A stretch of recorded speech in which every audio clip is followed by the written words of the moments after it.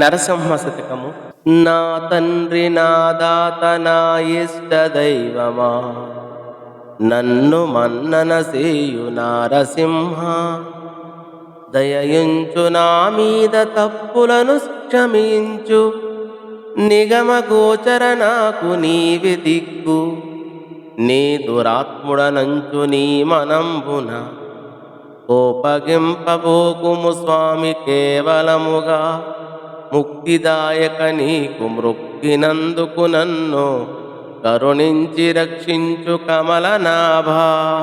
దండి దొరవంచు నీ వెంట తగిలినాను, నీడు ప్రత్యక్షమై నన్ను నిర్వహింపు.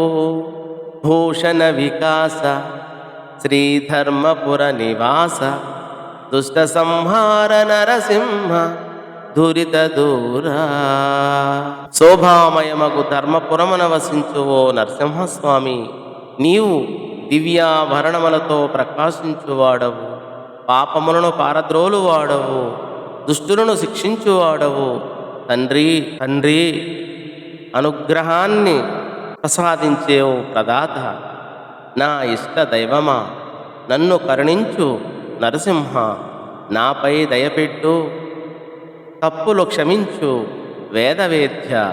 నీవే నాకు నేను దుష్టుడనని మనసులో కొంచెమైనా కోపముంచుకోకు. మోక్ష ప్రదాత పద్మనాభ, నీకు మ్రొక్కిన నన్ను కరుణించు. పెద్ద దొరవని నిన్ను ఆశ్రయించాను, నిన్ను వెంబడించాను. ప్రసన్నుడవై నన్ను కాపాడు. తప్పు చేసింది అప్పుడు, ముప్పు వచ్చింది ఇప్పుడు. ఆపదలు ఎప్పుడైనా వస్తాయి, కానీ బ్రతుకు సదా ఆపదలోనే ఉందనే సత్యాన్ని గుర్తించాలి, గ్రహించాలి. ఆపద్బాంధవుని ఆశ్రయిస్తేనే ఇక్కట్లు తీరుతాయి, చీకట్లు తొలగుతాయి అని ఈ పద్య భావం. ధన్యవాదములు.